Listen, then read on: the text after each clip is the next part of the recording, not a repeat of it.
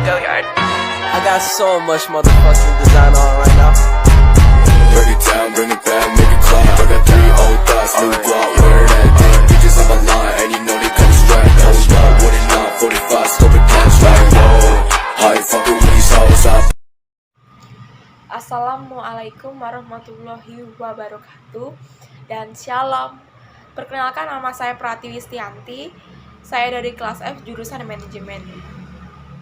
Dalam video ini saya akan menjelaskan materi kelompok 10 mengenai dasar-dasar manajemen keuangan.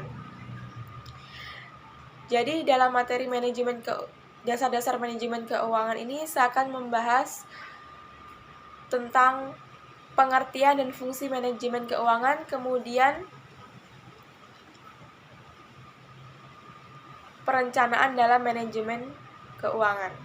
Jadi, kita langsung saja membahas tentang pengertian dan fungsi manajemen keuangan.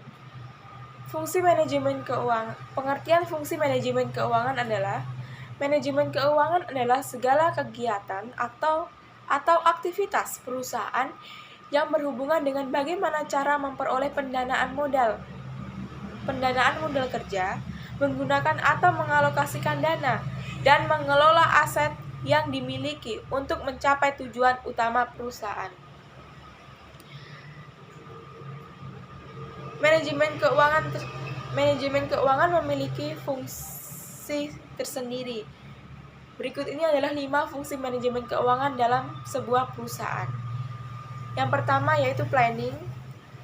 Planning atau perencanaan adalah fungsi pertama dari manajemen keuangan.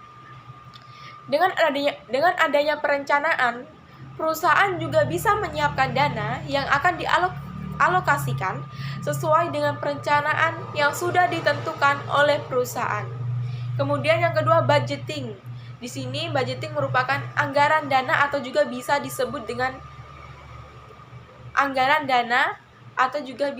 dengan budgeting adalah kegiatan penting yang harus dilakukan untuk keperluan perusahaan. Biasanya alokasi dana ini dilakukan seminimal mungkin dengan anggaran dana yang ada. Segala keperluan perusahaan pasti sudah memiliki anggaran dana khusus. Budgeting juga bertujuan agar lebih mudah mengontrol aktivitas keuangan perusahaan. Kemudian yang ketiga, controlling. Pengontrolan atau evaluasi terhadap keuangan perusahaan adalah fungsi selanjutnya dalam manajemen keuangan.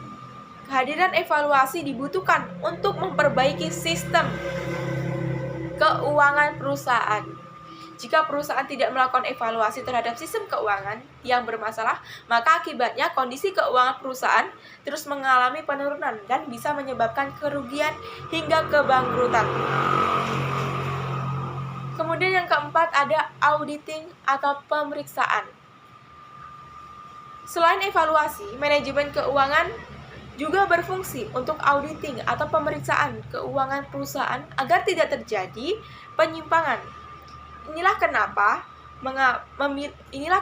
memilih manajemen keuangan haruslah tepat, sebab seluruh pekerjaan ini membutuhkan kemampuan akuntansi yang cukup baik. Semakin profesional seorang manajer keuangan, maka semakin minim kesalahannya. Selain jam terbang, kepribadian dari manajer keuangan juga harus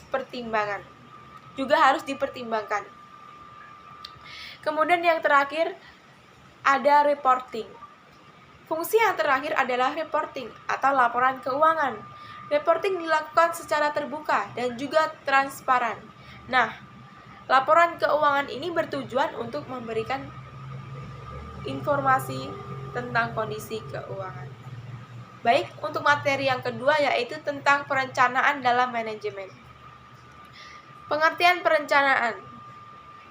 perencanaan secara umum merupakan suatu upaya dalam menentukan berbagai hal yang hendak dicapai atau tujuan di masa depan dan juga untuk menentukan beragam tahapan yang memang dibutuhkan demi mencapai tujuan tersebut. Secara sederhana, pengertian perencanaan adalah suatu proses dalam berpikir secara logis dan keputusan yang rasional sebelum melakukan berbagai tindakan yang hendak dilakukan. Perencanaan sendiri memiliki fungsi. Pada dasarnya, perencanaan berguna untuk membantu berbagai proses pengambilan suatu keputusan yang paling baik dan paling sesuai dengan tujuan utama perusahaan. Jadi intinya, perencanaan memiliki fungsi untuk mencapai tingkat efektivitas dan juga efisiensi operasional perusahaan. Perencanaan sendiri memiliki tujuan. Tujuan setiap perusahaan tentunya mempunyai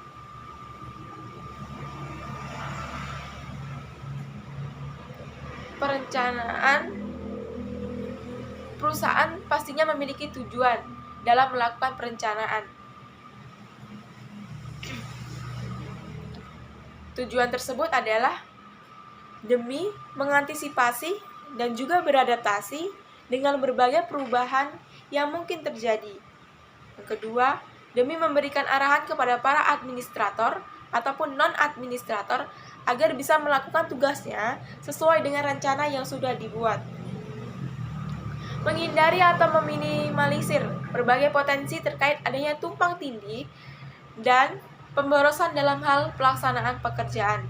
Kemudian yang keempat, menetapkan suatu standar tertentu yang nantinya harus bisa digunakan dalam bekerja, sehingga akan memudahkan proses pengawasan ataupun pemantauan. Jenis-jenis perencanaan. Pada umumnya, perencanaan terbagi menjadi 3, yakni berdasarkan tingkatannya, berdasarkan jangka waktunya, dan juga berdasarkan ruang lingkupnya. Yang pertama, yang akan kita bahas tentang perencanaan berdasarkan tingkatan. Operational planning atau rencana operasional adalah suatu perencanaan yang lebih menekankan pada pedoman ataupun petunjuk dalam hal melaksanakan berbagai program perusahaan. Day-to-day planning atau rencana harian adalah perencanaan yang di dalamnya terdapat berbagai kegiatan yang lebih bersifat rutin. Perencanaan berdasarkan jangka waktu.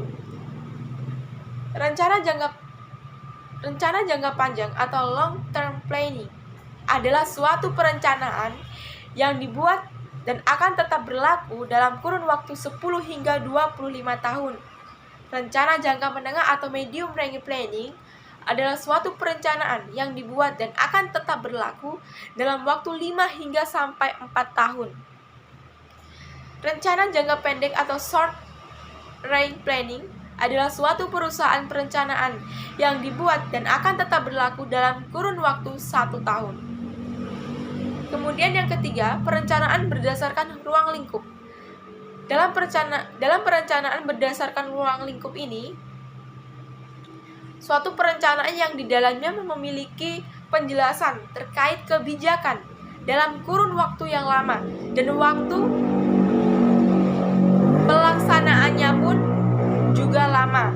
Rencana taktis atau tactical planning adalah suatu bentuk perencanaan yang di dalamnya memiliki penjelasan yang lebih bersifat pendek serta lebih mudah untuk disesuaikan dengan kegiatannya.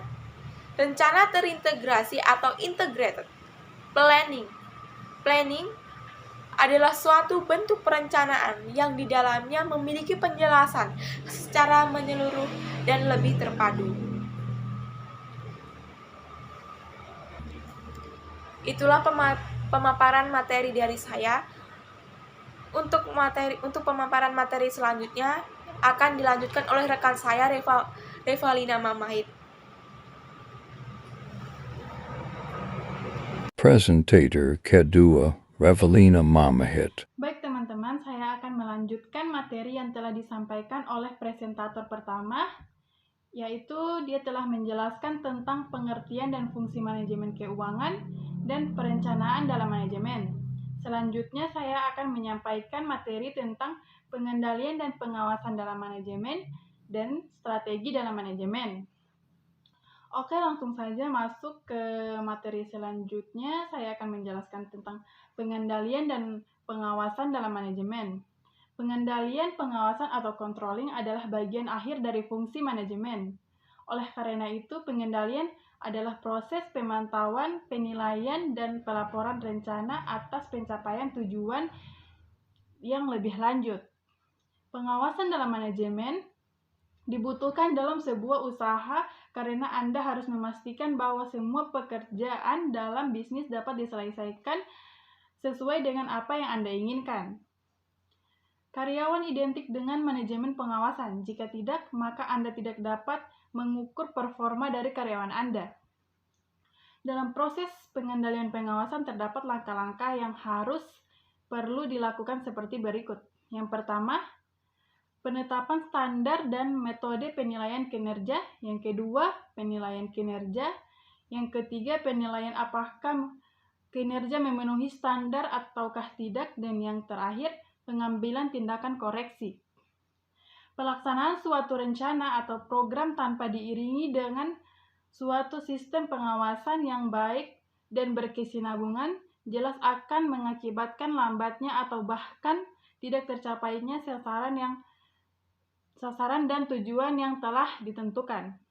Fungsi pengawasan yang paling efektif untuk dilakukan pada sebuah organisasi atau perusahaan adalah pengawasan internal dan eksternal.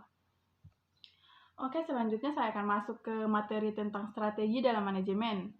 Poin pertama, pengertian manajemen strategi. Manajemen strategi ialah suatu tindakan dan keputusan yang bisa dipergunakan untuk memformulasikan dan juga mengimplementasikan strategi yang mempunyai daya saing yang tinggi dan sesuai dengan perusahaan ataupun lingkungan agar mencapai target maupun sasaran dalam organisasi. Merupakan suatu rangkaian kegiatan-kegiatan pengambilan keputusan yang bersifat mendasar dan menyeluruh, disertai dengan penetapan dan cara melaksanakannya dan telah dibuat oleh pimpinan lalu diterapkan oleh seluruh jajaran yang ada dalam suatu organisasi atau perusahaan untuk mencapai targetnya. Poin selanjutnya, tujuan manajemen strategi. Yang pertama, tujuan pertama untuk mengevaluasi dan menjalankan strategi yang sudah dipilihnya dengan cara efektif dan efisien. Tujuan berikutnya untuk melakukan evaluasi kinerja, meninjau, mengkaji ulang, melaksanakan penyesuaian dan mengoreksi apabila terdapat kesalahan atau penyimpangan dalam pelaksanaan suatu organisasi. Yang berikut, memperbarui strategi yang telah dirumuskan agar sesuai dengan perkembangan lingkungan eksternal. Tujuan yang terakhir agar bisa melaksanakan inovasi atas produk maupun barang supaya sesuai dengan selera konsumen. Poin yang terakhir adalah manfaat manajemen strategi. Yang pertama, proses dari manajemen ini bisa menghasilkan sebuah keputusan yang paling baik sebab interaksi kelompok yang mengumpulkan bermacam-macam keputusan strategi yang lebih besar. Manfaat selanjutnya adalah aktivitas dari formulasi strategi bisa mempertinggi kemampuan dari perusahaan dalam menghadapi bermacam-macam masalah yang sedang dihadapinya. Yang ketiga, keterlibatan dari pegawai dalam formulasi strategi bisa memperbaiki pengertian mereka agar penghargaan produktivitas di dalam setiap perencanaan strategi.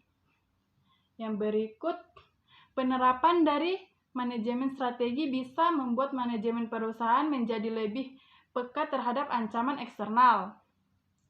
Selanjutnya, setidaknya manajemen strategi juga bisa mencegah timbulnya bermacam-macam masalah yang berasal dari luar maupun dari dalam. Yang selanjutnya, membuat perusahaan bisa melakukan seluruh aktivitas organisasinya dengan cara lebih efektif dan efisien. Yang selanjutnya, bisa membuat perusahaan mudah beradaptasi pada perusahaan yang terjadi. Dan yang terakhir, perusahaan yang memakai konsep manajemen strategi akan lebih profitable dari perusahaan yang tidak menggunakan manajemen strategi. Oke, terima kasih. Sekian penyampaian materi dari saya dan teman saya, Pratiwi Setianti. Semoga materi yang telah disampaikan oleh kami berdua bisa bermanfaat bagi teman-teman yang menontonnya. Wassalamualaikum warahmatullahi wabarakatuh.